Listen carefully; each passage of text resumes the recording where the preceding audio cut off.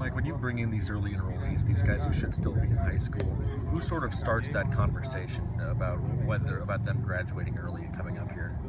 Really, they do. Really, that's been, with in most cases, it's kind of set in motion ahead of time. Either they have the credits, or they can, or they can't. And then the only time we ever really get involved is,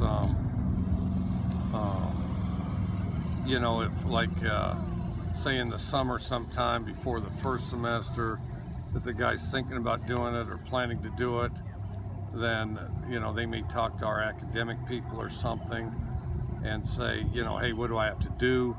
And that type of thing. And in general, and their guidance counselor, our academic people get together and get a plan. But in most cases, it already is or it isn't. And then the discussion, some guys, feel some anxiety trying to do what we want to do. I've always found, I like guys that come early, but if they want to finish out their senior year, they need to do it, because if you get a guy up here that's homesick, you're way better off if he would have stayed for his senior year and come in with the other guys. But, so they have to have the right mentality to do it, and they have to be ready to do it. But, in most cases, they either have the academic stuff or they don't. Do you ever have to sort of cool a kid on it who you think maybe isn't ready to do that even though they want to? At that point, it's hard to gauge. Generally, lay out all the problems with it, lay out all the positives with it, and then they decide. Try to make them well informed on the pluses and the minuses of it. But the bigger question is what do they want to do, and they know that better than we do. And then but you're definitely better off in summer as opposed to if the guy comes here and all he thinks about is his friend prom and all that other stuff. But both Jalen Thompson and Isaiah Johnson, they've been running a lot in the two deeps. Are they ready to be inserted there now, or are you just getting a look at them? Well, both, but they were both ready to go. I mean, they both just kind of flat out, pretty well informed us. I'm coming a semester. Like, do you find that kids come in more ready to play nowadays than maybe like 5-6 years ago? Just the early enrollees. I think it started about 5 or 6 years ago. They're definitely more ready than prior to that. Part of it is I don't know the details at the high schools academically, but it's I think as the high schools got more familiar with accommodating guys that had done it in the past, then they kind of have their plan set in place. Because sometimes the guy can't come early just based on bad planning. They got their schedule set, and it's like, well, why don't you take this before? Well, I could have taken it before, but they just didn't. And so I think guidance offices are better suited to direct them on it than they used to be. And then I think, and again, I think it took off a little more. It's always existed, but a little more 5 or 6 years ago.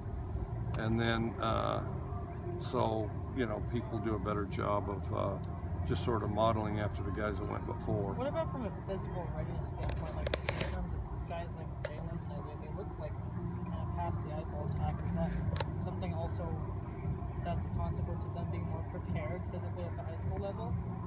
I don't think so, because if you like them, you're going to take them one way or the other. The physical aspect of it is there's definitely an advantage to come early, because you get a college off season, a very specific college off season. Even if you're going to grow more and all the rest, still you're, our focus, I think, is better than a lot of high schools, all of them really. And then, and so I think that's beneficial. And then also they get used to what we're going to ask them to do as far as, on the field and things. So physically, it's definitely better. But, mentally and physically, it's only going to be ideal if they're ready to do it. And then the biggest concern is if they come early, you make sure you get a bunch of people around them so they adjust quickly and so that they're comfortable and so that they can, because they're not coming here with, say, 25 freshmen. So then you got to make sure you get the guys that are already on the team around them. And you got to specifically focus on it too, because the coaches are gone recruiting. The coaches are all gone the month of January. So You have to make sure it happens in-house, you know, with the weight room, with, in our case, Antonio Huffman, and, you know, just steering our players that direction. Did Isaiah, did getting a look at him and seeing what he could do, did that play a role in being able to move Tavares inside? Well, Tavares is at the other side. He's outside. Well, you know, some of them. Sorry, it's Kyron inside, moving Priester inside. Did that sort of make that easier? He was. I thought Kyron could play either one, and then Jalen, you know, just body type, you know, looks like an inside guy, but was real natural outside. So we put him outside and felt like playing behind Gabe would be kind of a good example to develop him. What do you think Kyron inside brings to that inside game? More speed and also more size and strength. What are your thoughts on him for the first couple of days, making the transition inside? What's that? On Kyron's transition, what are your thoughts on him the last couple of games? Work in progress. You know, some good things physically. You know, some things look good. Just has to be consistent. He's got to be more consistent, and you know, some of it's just learning the position and getting used to it. Cedric Biggie Duran got reps at left tackle and left guard today. Is one of those a more natural position for him? Tough to say. He played tackle. He's got pretty good feet. You know, he's a huge body, so then, you know, that's got some guard qualities to it, at least for us. But, you know, in his case, the bigger concentration is to get him in great shape and get him in a rhythm and doing what he can do, you know.